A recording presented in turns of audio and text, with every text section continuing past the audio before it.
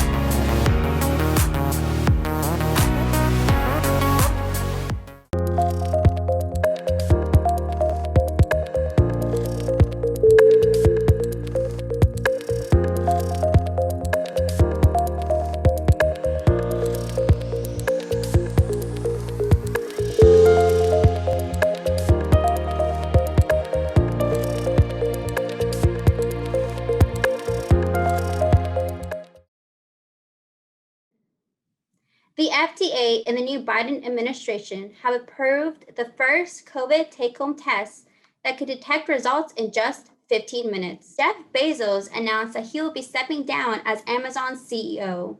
In a memo released to employees just last weekend, Bezos would like to focus on other pursuits in his life. Andy Jassy will now be head of Amazon. In Rochester, New York, outrage over an officer pepper spraying a 9-year-old who was suffering from suicidal thoughts. The family is now planning on suing over excessive force. In local news, an Amber Alert was issued Sunday night after a 9-year-old was kidnapped by family acquaintance Michael Sorrell. She was found early Monday morning after 2 sanitation workers spotted Sorrell's vehicle while on their job route. Sorrell has a previous record of sex offenses against a minor. The kidnapper is now in custody while the girl is back safe with her family. Thanks for watching What's Happening Now. Be sure to tune in next week. Coming up next is The Playbook. 1, 2, 3. Be phenomenal, be forgot. 1, 2, 3. Be phenomenal, be forgot. Last time, 1, 2, 3. Be phenomenal, be forgot. Diving stop at third. Throw to second one on the first. What a double play! Running catch. Stop letting people tell you what you can and cannot do. And a diving catch by Montanuk. If you will be a champion, if you will be a beast, you're going to have to go through something. I can. I will. I must. Kiss that baby goodbye. I can. I will. I must. Fires the first inside double play. Ragin Cajuns, Sun Belt Tournament champions. Shot into center field, could be trouble. Running catch. The field is high, sliding into here. He's out.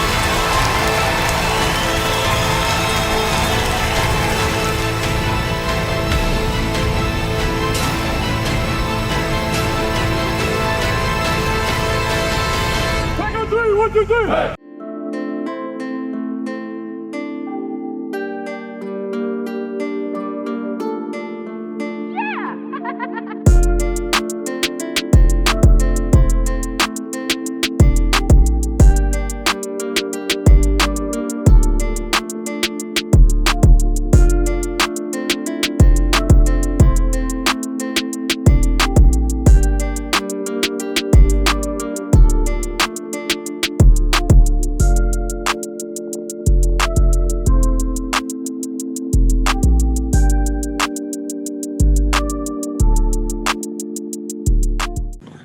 Hello, everybody. Welcome back to another episode of The Playbook. I'm your host, Dawson D'Amico, and joining me are Kobe Pettis and Jalen Cavalier. Gentlemen, how are we doing today? Good. I'm straight, man. Oh yeah, it's been a good day so far. How about you, Dawson? I'm good. I'm ready for the weekend to be here. I'm ready to talk some sports. What about you boys? Can't wait. Can't No wait. doubt. All right, well, let's Great get into topics it. today. Let's Great get topics into today. it. All right, well, let's start off with some UL baseball. The season's about to start up, and then in a couple of weeks on February 24th, LSU is actually going to be coming here to Lafayette to take on the Cajuns. So what do you guys, Kobe, what is your opinion? What's gonna happen for this game? Well, UL has lost a lot of batting experience. Out of 554 at-bats attempts, only 274 of those are returning. so that's not very good. Now, they are returning two of their top batters with Connor Kimball and Brendan Bro. They're top hitters and top batting average, so that's a plus. Defensively, with pitching, that should be a strong point for them, having the better 1-2 punch in the conference with Connor Angel and Connor Cook. I know Angel has a 3.74 ERA, and he has a 26 strikeouts out of 21 innings pitched. Cook also has good numbers with 17 strikeouts out of 12 innings pitched, I believe. But I say all of that, the numbers don't lie in baseball, and LSU has more hits, more runs, a higher RBI, and a higher batting average than UL, while also having less at-bat attempts and also giving up less hits and runs. I think UL is going to keep the game close, is going to be competitive, but ultimately LSU is going to assert their dominance and come away with the victory. Okay, Jalen, what do you think about that? Do you think UL will be able to take on and take out their in-state rival? What did you say? I mean, Kobe made a lot of great points, especially when it comes to experience. Like you said, like UL lost so many people, especially when it comes to batting average. But at the same time, it's that different feeling if we have to go to Baton Rouge. But since they have to come here to Lafayette, I feel like UL is going to step up to the plate and they're going to make the game close. I still see them losing at the end, but at the end of the day, they're playing at home. It's against LSU out of all people. So they're going to come out there ready to go either way. I hear you, gentlemen. Well, just a little history lesson. Both these teams have actually played 33 times since like 1993. LSU has actually won 20 of those games, while UL has only won 13.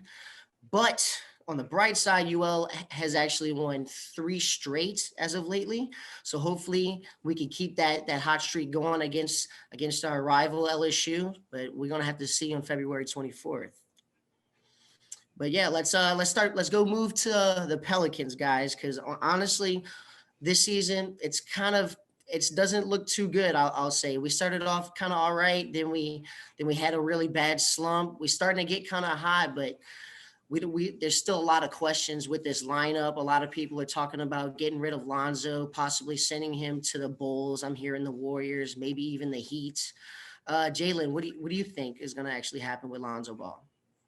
I think Lonzo has been a great part of the Pelicans, but I feel like that he just doesn't fit that system, honestly. I mean, when they traded him and BI and Josh Hart to the Lakers, traded him from the Lakers to the Pelicans for AD. I mean, yeah, it was a great trade because you figure Lonzo's a young piece. But like you said, like going to a team like the Heat, I feel like that would be perfect for him because he fits a piece for a playoff team, not a team that's ready to rebuild. So you put him on a roster like the Heat with Jimmy Butler and all those other young guys, I feel like that he can make a major impact more than he can do with the Pelicans. Heard that. Kobe, what do you think? Do you think the duo between Zion and Lonzo can stick together, or do you think we should look elsewhere for another option? Well, I've read a couple articles, and like you said, the Bulls have come up multiple times, especially with Zach LaVine wanting out. I honestly think that trade will work well for both teams, especially since they're talking about the Pelicans giving up Lonzo and 2 first-round picks. The first-round picks aren't really a big deal considering all the picks they just gained from the Drew Holiday trade with the Bucks. So they have those picks they can play around with. I think the Bulls need a lot of draft picks to build a young team through the draft. And Lonzo is still a good player that you can put on a team and build with other young players.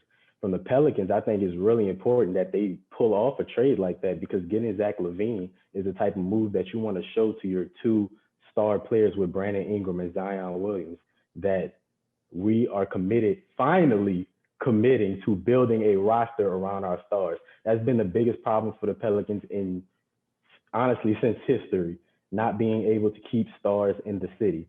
And making moves like that is how you keep your stars. Absolutely. We, like you said, we do have the draft pieces to be able to make a nice package for someone to get someone like a Zach LaVine. Oh my God, I didn't even think about that. But just imagining Zach LaVine on the Pelicans, that just sounds amazing to me.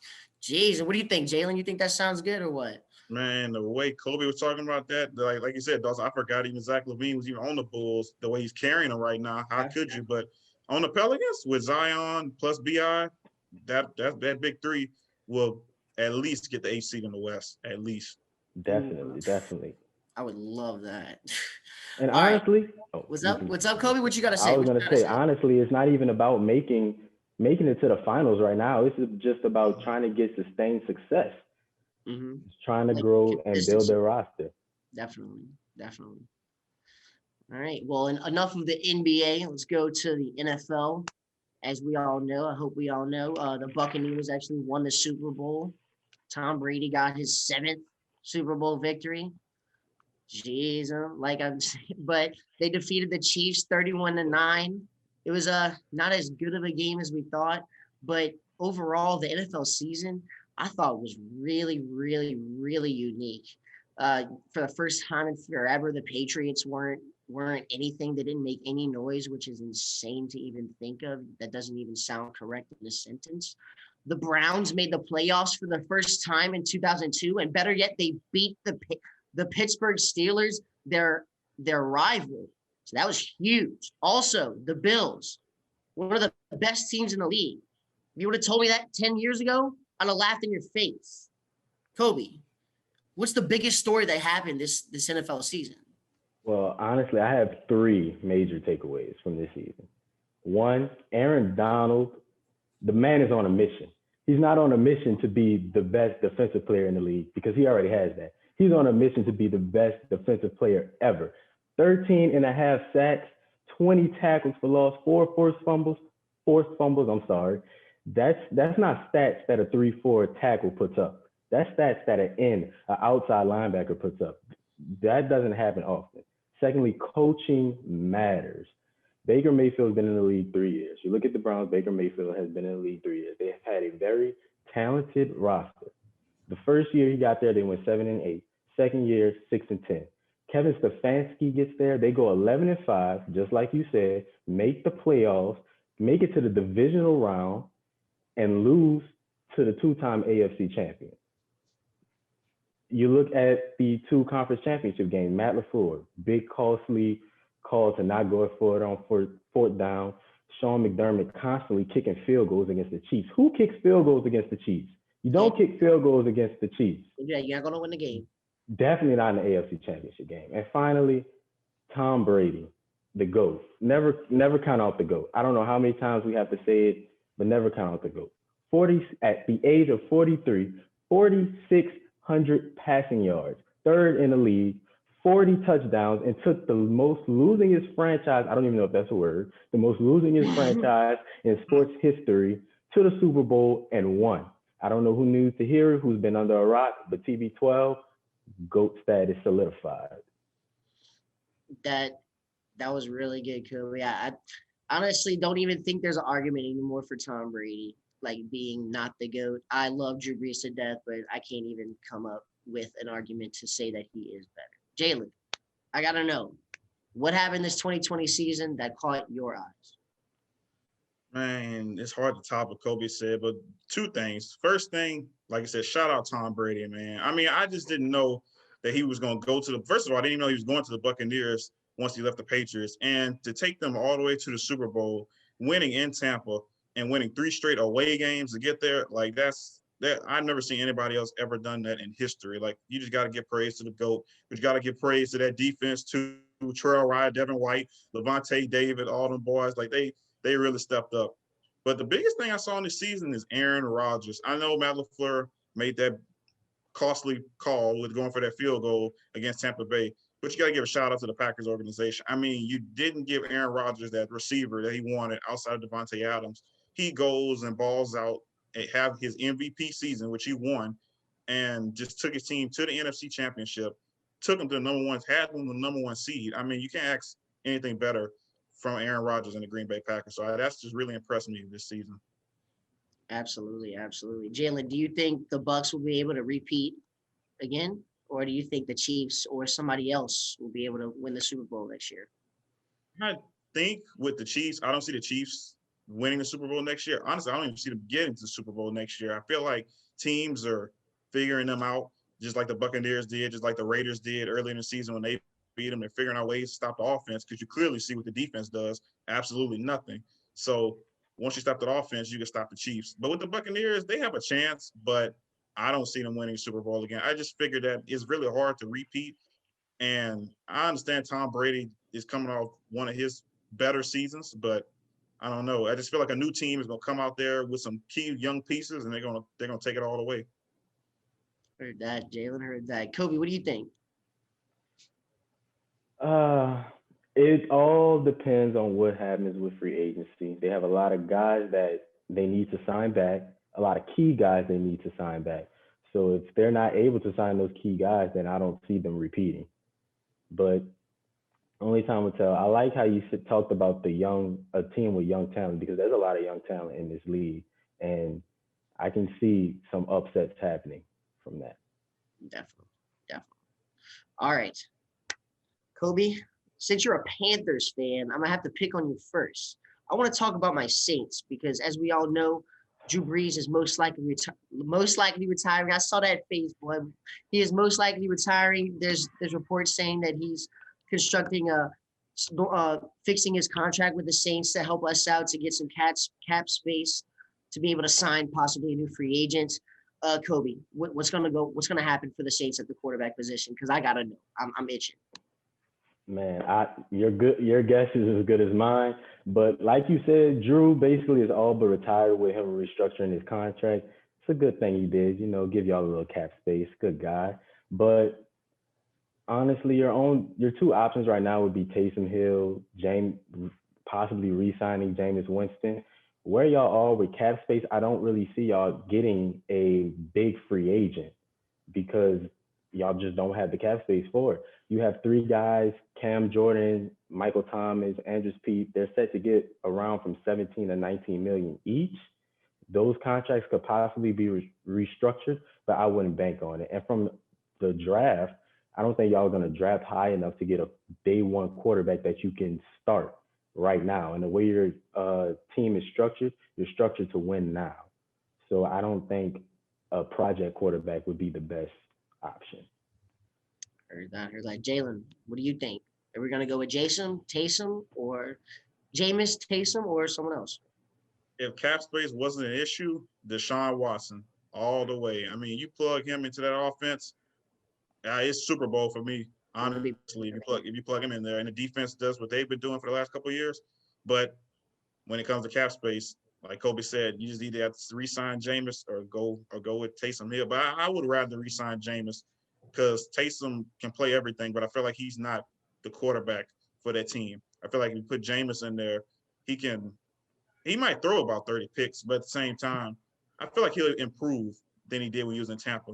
So he could be a starter again in this league. Just give him the right opportunity. Absolutely. And after sitting behind one of the greatest quarterbacks of all time and learning from him, mentoring from him, Drew Brees, I think you should definitely give him at least a chance to be able to see what's right, because we got him on the team for a reason. Yes, it was only for like $1 million, but we still brought him to learn and to be able to prosper. He changed his lifestyle since he came to the Saints. He went vegan. He got eye surgery. He is all business. Drew Brees even said it, that he has all the tools to be able to succeed. It's just up to the Saints organization to be able to give him the opportunity that I think he deserves. I agree. Definitely. But yeah, I think that's all for today, you guys. I really appreciate y'all watching.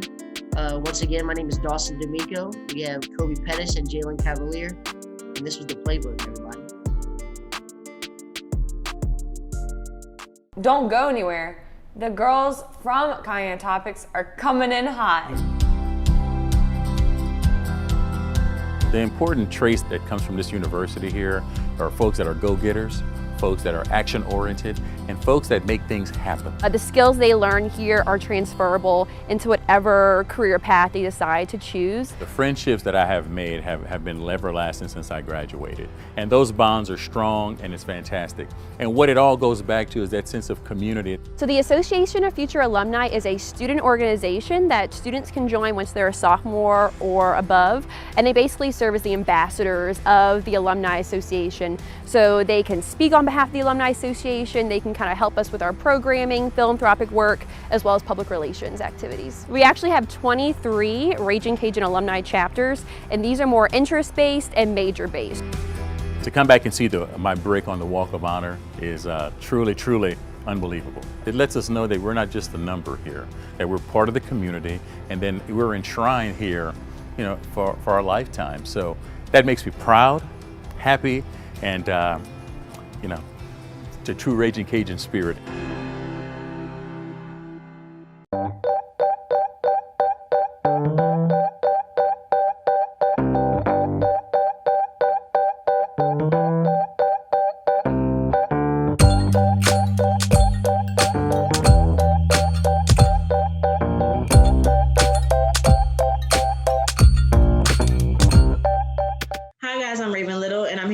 With Fox, and you're watching Cayenne Topics, where topics get hot. Let's get into it. So first up, we all know that Nipsey Hussle has been deceased for maybe going on 2 years, and he and Lauren London were very much in love, very much everyone's power couple. They stayed off the scene. Mm-hmm. They just loved each other privately. And a few days ago, a random came out with this rumor that Lauren London was pregnant. And that just did not sit well with the public at all. Not at all. When I tell you, every social media site was going crazy. And that just shows you that people are so quick to believe anything without even a slick of evidence. There were no pictures of Lauren with a baby bump. There aren't even any suspicions that Lauren London is seeing anybody, which I really don't think she is. I really think Nipsey Hussle, that was her soulmate. That was the man she was supposed to be with forever. But that's just my opinion. But there was no proof that Lauren London could be pregnant. So I have no idea how this rumor started. But once it hit the internet, everyone just rolled with it. Literally, we only got to roll with it for a few hours because once Lauren woke shut that down. She put a stop to it very quickly, got to Twitter. So I woke up to some terrible news. Please leave me alone. I am still healing. Right. That made me so sad when I read that tweet. Like, I know my girl is still going through it. Just really touched my heart. I was like, and people are messing with her. She got to wake up to rumors like that. She handled it better than I would have. Let's just say that. Definitely, because I would have had a press conference. I would have found out who did it. Yes. It would have been an entire thing. So I definitely respect the way she handled it. And I hope that people continue to respect her as who she was and is before and after Nipsey, for sure. Second up, Gorilla Glue Girl. Lord. She finally got it out. This has been a journey that everyone has been on with her. And when I tell you, I was scared for her. I thought she was going to have that glue in her head for the rest of her life. But did you see that it was a Black doctor that came up with some mixture that helped get that Gorilla Glue out of her head? So I think all of this happens for a reason. So he got some exposure. Some bad things happened to her. She lost a lot of health. She went through a lot of pain and torture. But we got a Black doctor on the come up now because nobody else knew how to get that stuff out her head.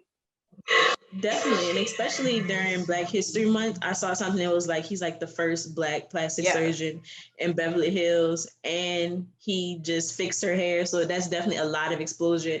And, in this day and age, everybody wants some work done. Right. So he's going to have a lot of business coming his way.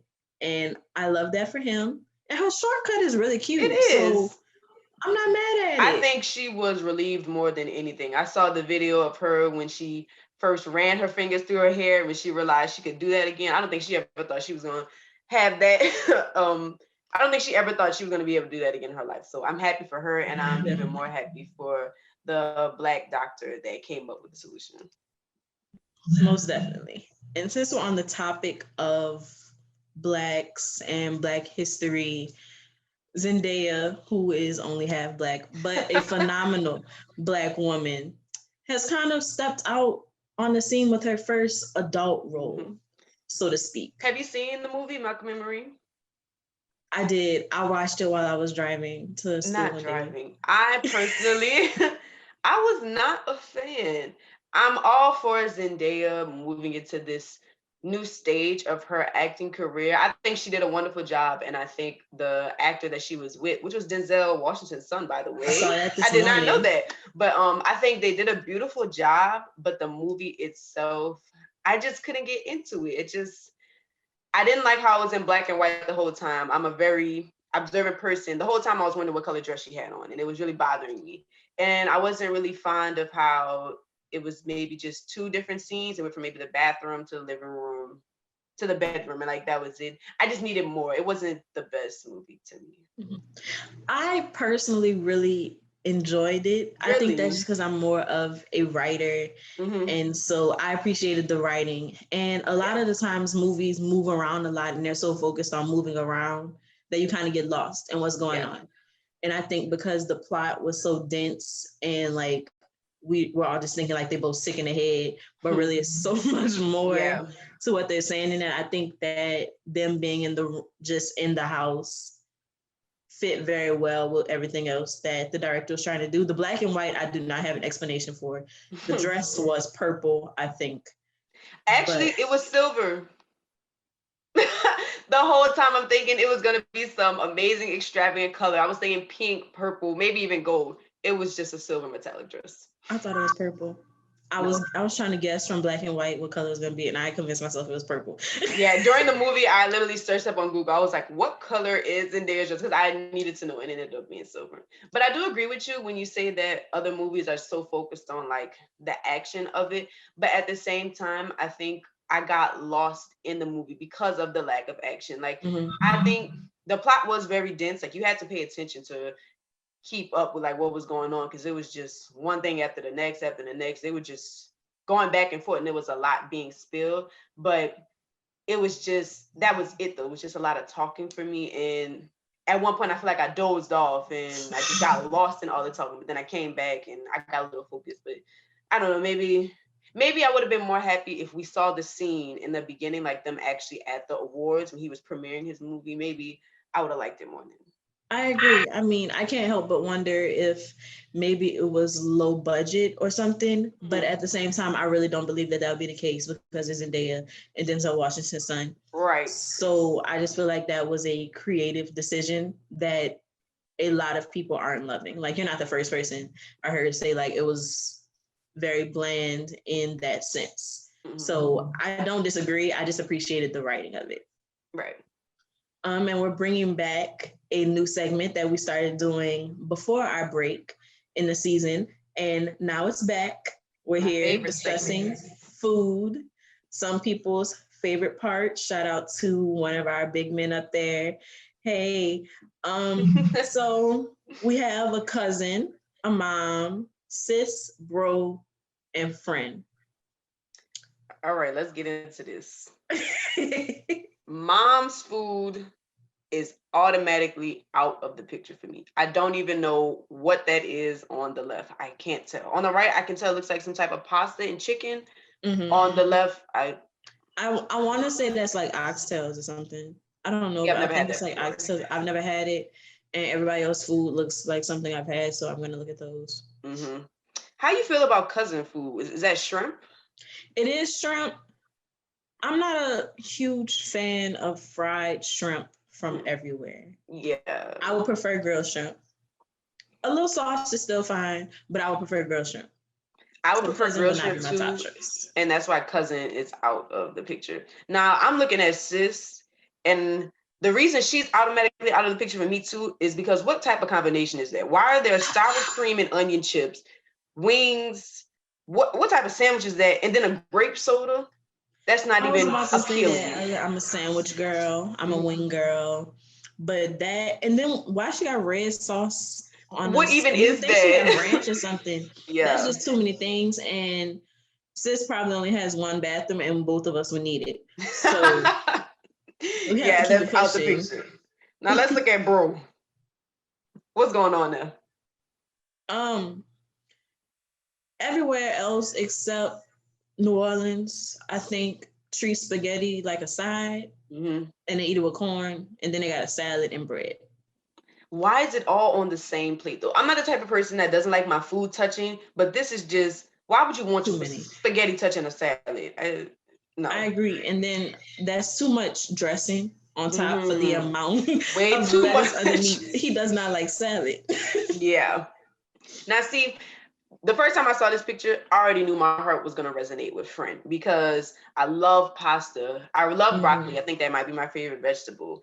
The pasta doesn't look amazing, but Friend's meal is way more appealing than all the other meals on this picture. And the shrimp is looking good. If I feel like it could be cooked a little bit more, it could be a little more brown and tender. But besides that, Friend is where I'm going. Definitely, but I want extra sauce and no broccoli. That's just my personal. Sauce. Yeah, we know you don't do green stuff. I'm sorry. I like peas and green beans, salad. Good. I can't do broccoli though. So I think Friend is the winner this week. It is. That was very easy. Normally we have a little bit of a debate about where we're going. Right. Normally there's some type of competition, but Friend took them out of the park this time. Definitely. Thank you guys for watching this week, and we'll see y'all next time.